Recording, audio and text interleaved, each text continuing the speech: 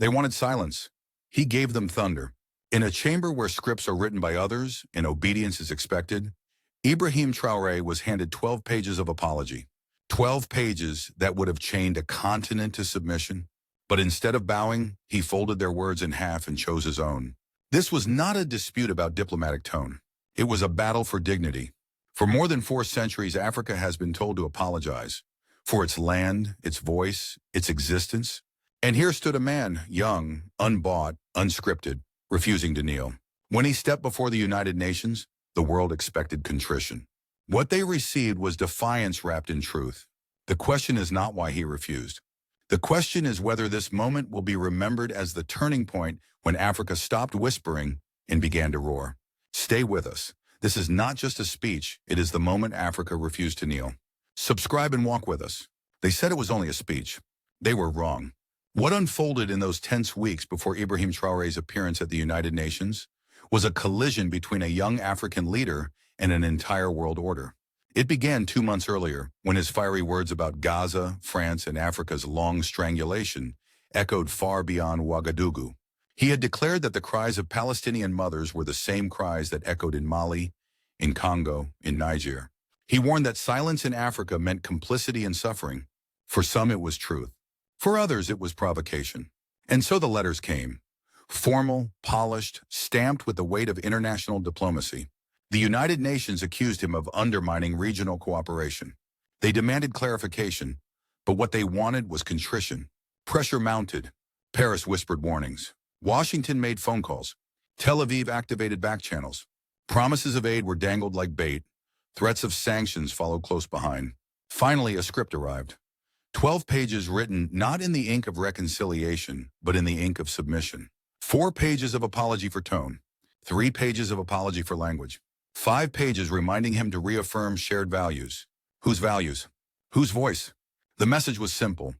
Read this, survive, and keep your seat at the table. Reject it and risk isolation. To many leaders, survival would have been enough. But for Traoré, survival at the price of dignity was nothing but slavery in a finer suit. In the dead of night, the pressure became more personal. His private phone rang. On the line, an American ambassador. Within an hour, black SUVs rolled into the presidential palace without flags or plates. On his desk were spread satellite photos of gold mines, records of Chinese infrastructure projects, intelligence notes about Russian advisors. The unspoken threat was clear. We know everything. They wanted his silence dressed up as diplomacy. They wanted his obedience disguised as partnership. Yet the young leader did not flinch. When your country invaded Iraq, he asked, did you apologize first? The ambassador's silence was an answer of its own. From that night, a different plan was set in motion. His security chief confirmed that Western operatives were already under surveillance, their phones already monitored. Instead of resisting their pressure directly, Traoré decided to mislead them. He allowed rumors to spread that he was reconsidering, that perhaps he might soften his tone, that maybe he would even read their apology. Western embassies reported victory. CNN broadcast that the Burkina Faso president was open to compromise. BBC quoted sources saying he was seeking ways to rebuild diplomatic ties. In Washington, they congratulated themselves for applying just the right pressure. But while they celebrated, something else was happening in Revolution Square. 50,000 people gathered to hear their president. Old women wept. Children waved flags. Young men shouted that they would never bow. And Traoré told them plainly, they think we will apologize. They think Africa must beg for permission to speak. But when I stand at the United Nations, I will not be speaking only for Burkina Faso. I will be speaking for every African who has been told to be grateful for crumbs. The roar that followed shook Ouagadougou. The moment was no longer about one man. It was about reclaiming a voice buried under 4 centuries of silence. And so, as his plane crossed the Atlantic towards New York, the world prepared for a quiet apology. What they did not know was that the speech waiting for them was not written in the ink of submission, but in the fire of defiance. But what happened inside that UN chamber would change everything. The chamber was heavy with expectation. Delegates shuffled their papers, interpreters adjusted their headsets, cameras zoomed in on the young man from a landlocked nation, most of them rarely mentioned. They believed they knew what was about to happen.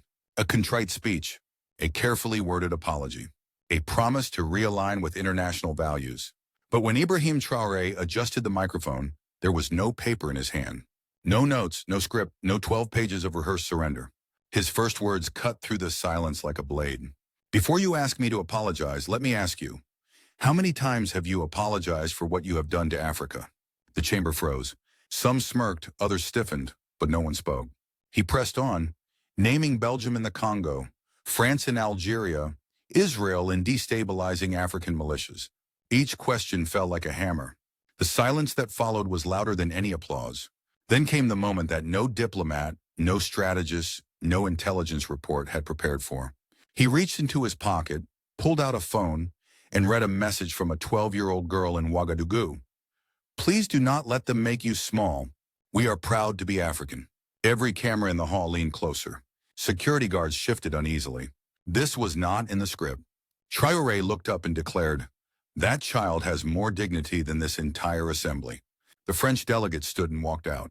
Some whispered to their neighbors, yet most simply stared, their pens motionless, their pages blank. The apology they expected never came. Instead, Traoré offered a different kind of apology, not to the West, but to his people. I apologize that it took this long for an African leader to speak here without fear. I apologize that our children grew up believing they needed Western approval to dream. I apologize that we once thought partnership meant subordination. He paused, his gaze sweeping the hall. But I will not apologize for refusing occupation disguised as diplomacy. I will not apologize for rejecting aid that enslaves more than it helps. I will not apologize for being African, proud and free. The chamber did not applaud, but the silence had changed. It was no longer the silence of arrogance. It was the silence of discomfort, of being unmasked. Hours later, while diplomats whispered in corridors and newspapers rushed to draft headlines, Africa moved. Within 48 hours, the African Union convened an emergency session. 43 ambassadors gathered, not to negotiate aid, but to declare sovereignty. By midnight, the New York Declaration was drafted.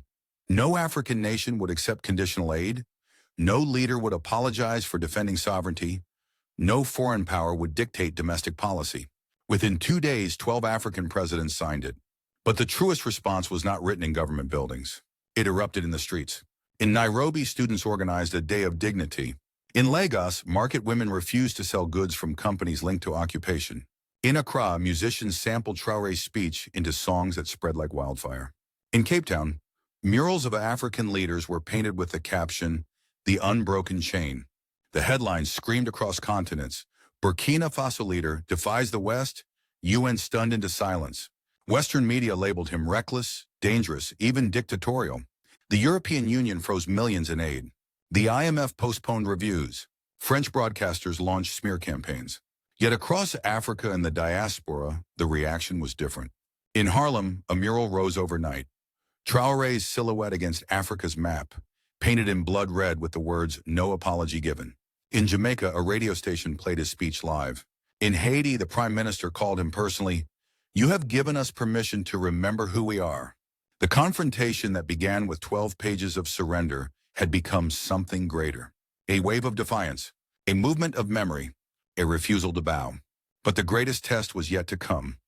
What would this defiance mean for Burkina Faso itself, for its economy, for its politics, for its people's daily lives? Defiance is powerful on a podium, but its true weight is measured in the streets, in the markets, in the homes of ordinary people. When Ibrahim Traoré stepped down from the United Nations platform, the world expected Burkina Faso to tremble under sanctions, to bend beneath diplomatic isolation. What followed instead was a demonstration of resilience that shook every assumption about Africa's so-called dependency. In Ouagadougou, Revolution Square filled once more, not with protesters demanding bread, but with citizens volunteering to build. Teachers without salaries began reopening classrooms using chalkboards salvaged from abandoned warehouses. Farmers formed cooperatives, sharing ancestral techniques that doubled harvests when foreign seed programs had failed. Young coders, fueled by diaspora donations, launched tech labs in borrowed community halls. It was as though a spell had been broken. For decades, the narrative had been that survival depended on aid. Now aid was frozen, but life did not collapse. Instead, something deeper stirred. Dignity as currency, self-reliance as capital. The ripple spread beyond Burkina Faso. In Kenya, students declared a day of dignity, refusing to attend classes until universities incorporated African history written by Africans. In Ghana, activists surrounded the headquarters of a foreign mining company, demanding transparency about tax contributions. In Nigeria, online campaigns surged with the question, when will our leaders speak like Traoré? The African Union's New York Declaration became more than paper. Within weeks, 12 heads of state endorsed it publicly. But the real guardians of its spirit were ordinary Africans. Women in Lagos markets turned away European goods. Artists in Cape Town painted over old colonial murals with symbols of sovereignty. Musicians in Accra turned defiance into rhythm, filling nightclubs with chants of independence. For the first time in decades, African unity was not discussed in elite summits, but lived in daily acts of refusal. Of course, retaliation was swift. The European Union froze $27 million in aid. The IMF delayed debt relief talks. Western think tanks warned of isolation. But as Traoré reminded his people, what they call isolation, we call independence. His words echoed from radios in Ouagadougou to WhatsApp groups across the continent. Inside Burkina Faso itself, the effects were immediate and tangible. Civil servants, once reliant on foreign stipends, began pooling resources to keep offices functioning. Farmers, freed from imported seeds designed for foreign climates, rediscovered traditional crops that thrived in their soil. Within months, reports emerged. Food security was no longer a distant dream, but an unfolding reality. This was the irony that most alarmed Western analysts. Defiance had not plunged Burkina Faso into chaos. It had catalyzed competence. The very nation they called fragile was proving sustainable without their intervention. But there was more. Traoré's refusal became labeled, even by his critics, as a kind of coup. Not of soldiers, but of dignity. An Ibrahim Traoré coup that dethroned dependency and enthroned sovereignty. The West had braced for tanks, but what arrived instead was the simple refusal to apologize, and it proved far more destabilizing to their narrative. Within Africa, political debates shifted. Opposition parties in Ghana, Nigeria, and Senegal began echoing Traoré's language of dignity. Youth movements demanded leaders reject conditional aid. Civil society groups filed lawsuits against governments that signed resource deals lacking transparency. Suddenly, the yardstick for legitimacy was no longer compliance with donors, but defiance in the name of sovereignty. And yet, a question hovered like a storm cloud. Could this momentum last? Could defiance withstand the heavy machinery of sanctions, media smears, and diplomatic pressure? Or would it be crushed before the seed of independence could take root? The people of Burkina Faso seemed determined to answer. As one grandmother said on national television, holding her grandchild in her arms, "I am not educated, but today I am proud to be Burkinabe." Her words traveled faster than any speech, reminding millions that dignity was not the privilege of elites, but the inheritance of all. Still, the battle was not only domestic. The eyes of Washington, Paris, and Brussels were sharpening. What began as one man's refusal was turning into a continental contagion of courage. And so the question deepened. How would the international community react to this rising fire called dignity? If the streets of Ouagadougou were alive with pride, the corridors of power in Washington, Paris, and Brussels were filled with unease. What unfolded after Traoré's speech was not just defiance, it was contagion. And contagion spreads. In New York, the African Union acted with a speed that startled the world. 43 ambassadors signed on to the New York Declaration, a collective vow that Africa would never again apologize for defending its sovereignty. For decades, AU statements had been cautious, layered with diplomatic nuance. This one was blunt. No conditional aid, no apologies, no external dictates. The response from the West was equally swift. The European Union announced the suspension of $27 million in aid to Burkina Faso. The International Monetary Fund quietly postponed debt relief reviews. French media outlets launched a campaign portraying Traoré as reckless, painting him as a populist strongman cloaked in revolutionary rhetoric. Washington's think tanks warned that his defiance threatened regional stability, but behind the official postures, the leaked documents told another story. Within weeks, an internal memo from the United States Department of State surfaced. Titled African Leadership Assessment, Post-Traoré Implications, it ran 12 pages of concern. Its conclusion was stark. The Burkina Faso model represents a fundamental threat to Western influence in sub-Saharan Africa. If replicated, traditional leverage mechanisms will be ineffective within 5 years. It was an admission of fear, not of tanks or armies, but of ideas. The idea that dignity could replace dependency, that sovereignty could be claimed, not granted. Outside the Western capitals, the resonance was entirely different. Haiti's prime minister called Traoré directly, You have given us permission to remember who we are. Within days, Jamaica, Trinidad, and the Dominican Republic echoed this sentiment, announcing reviews of their own relationships with institutions like the World Bank. Across the Caribbean, his refusal had ignited what many began calling a Burkina Faso Revolution of the spirit. Even beyond the Black Atlantic, the ripples spread. Indigenous activists in Australia cited Traoré's speech in land rights campaigns. Pacific Island leaders referenced his defiance in climate negotiations. In Harlem, a mural rose overnight with 3 words in bold red: "No apology given." And yet the global stage was not without danger. Western capitals weighed sanctions. Media outlets framed Burkina Faso as unstable. Investors hesitated. The pressure was designed to isolate, to suffocate. But paradoxically, every attempt at isolation only deepened the resolve of those inspired by his words. For decades, the world had grown used to Africa speaking softly, cautiously, apologetically. But after Traoré, the tone changed. The continent was no longer whispering. It was roaring. And the question that haunted every capital was this: if one of the smallest nations in Africa could stand tall, what would happen when the giants followed? The storm had passed, but in its wake stood a question larger than any speech. What comes next? A refusal to apologize can ignite fire. But could it also sustain a nation, a continent, a future? In Ouagadougou, the answer was already forming.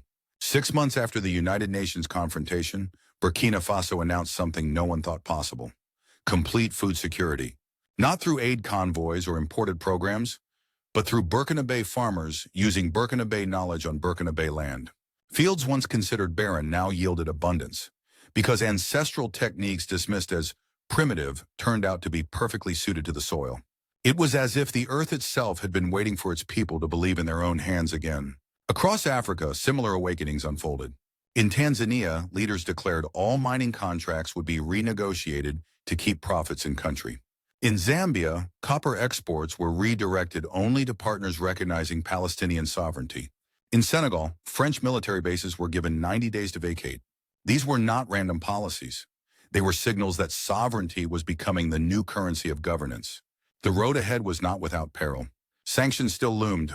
Western media continued its smear campaigns. International investors hesitated, wary of a continent rediscovering its pride. Yet dignity had shifted the ground beneath those fears. The people no longer measured progress by donor conferences, but by the sweat of their own labor, by the pride of building without permission. And beyond Africa, the resonance only grew. Indigenous voices in the Americas, Aboriginal activists in Australia, Pacific nations battling climate change, all found a mirror in this refusal to bow. What began as one speech was fast becoming a global vocabulary of resistance. For Traoré, the task was now larger than defiance. It was about building bridges where chains once lay, roads linking African cities without foreign tolls, schools teaching history unfiltered by colonial pens, hospitals stocked with medicine not branded by dependency but born of African science. This was the harvest promised by the seed of refusal. But the question remained: would Africa's leaders sustain this momentum, or would the weight of old habits and external pressure pull them back? Could the young voices chanting in Revolution Square be the architects of a future where dignity was more than rhetoric? The seed had been planted. The soil was ready. The harvest, still unseen, awaited the courage of those willing to tend it. And so the world watched, wondering not whether Africa had stood tall, but whether it would keep walking forward. History does not always change with guns or treaties. Sometimes it shifts with a refusal, a single word spoken in defiance of centuries of silence. When Ibrahim Traoré stood before the United Nations and declined to apologize, he was not merely rejecting a script. He was declaring that Africa's dignity is not negotiable. The world had expected submission. Instead, it witnessed sovereignty. What began as one man's defiance in New York became a continent-wide awakening. Farmers rediscovered their soil. Students reclaimed their history. Leaders found their voices. And nations long divided by borders remembered that they shared something greater: the right to stand without bowing. Some call it reckless. Others call it revolutionary. But the truth is simpler: it was necessary. For too long, Africa was told to apologize for dreaming too loudly, for demanding too much, for existing too proudly. That day, the apology ended, not with anger, but with clarity. The West may freeze aid. Institutions may delay loans. Headlines may smear his name. But in the markets of Lagos, in the classrooms of Nairobi, in the songs of Accra, The message has already taken root. Africa will not beg for dignity. This moment will be remembered not as an Ibrahim Traoré coup of soldiers, but as a coup of sovereignty, a coup of pride. It will be remembered not as a fleeting Burkina Faso Revolution of rhetoric, but as the beginning of a harvest planted in the soil of independence. So the question is no longer whether Africa can rise. The question is whether the world is ready to hear its roar. If you believe that dignity is worth more than aid, if you believe sovereignty is worth more than silence, then stand with this story. Subscribe, share, and let your voice join the millions who refuse to apologize for existing. Because when one small nation said no to an apology, it gave the world permission to remember that freedom is not given. Freedom is chosen.